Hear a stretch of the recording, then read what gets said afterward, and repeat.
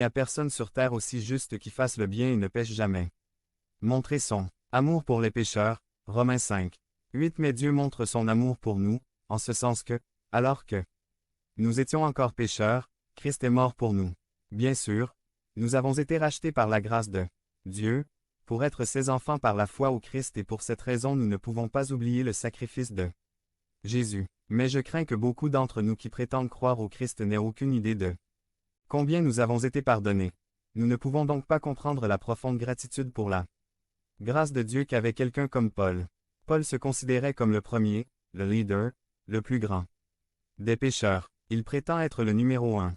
Je crois que notre façon de penser humaniste a minimisé le pardon de Dieu à un tel degré que la grâce et le salut de Dieu ne sont pas considérés comme une grosse affaire. Nous disons des choses comme: ce message est bien là pour un ami. De moi, mon voisin a besoin d'entendre ce sermon. Je n'ai tué personne. Je suis fondamentalement bon. Dieu est bon et il n'enverra personne en enfer. Je ne suis pas parfait, mais au moins je ne suis pas comme celui-là. Toutes les religions sont pareilles et j'enseigne essentiellement la même chose.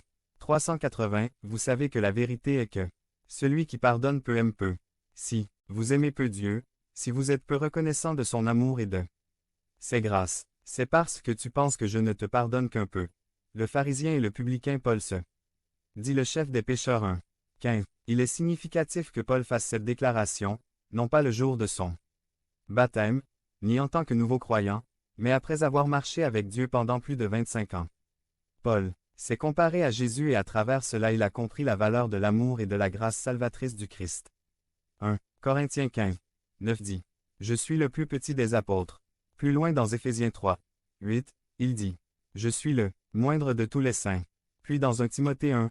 15, il dit encore: Je suis le chef de tous les pécheurs. Le prédicateur Alexander McLaren a dit: Le signe d'une perfection croissante est la conscience croissante de l'imperfection. Plus vous vous transformez comme le Christ, plus vous réalisez votre différence avec lui. Répétez l'auteur chrétien, C.S. Lewis a écrit: À mesure qu'un homme s'améliore, il comprend de plus en plus clairement le mal qui est encore en lui.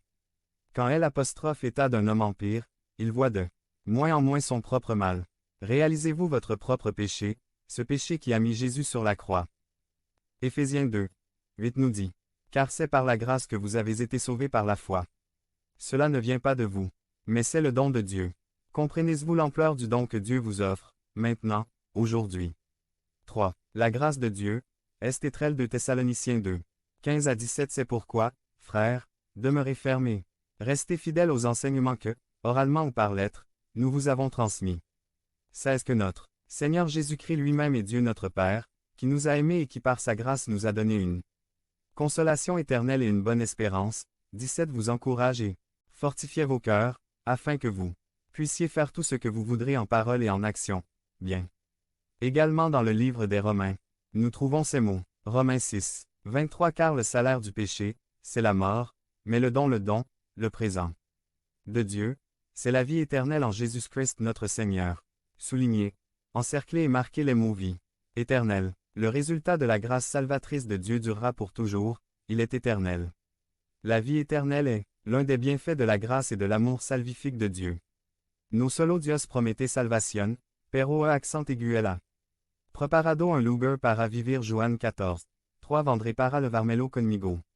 Así usted estarán donde yo. Este 381, la gracia salvadora nos da la oportunidad de vivir éternamente con el Padre y con le Fils.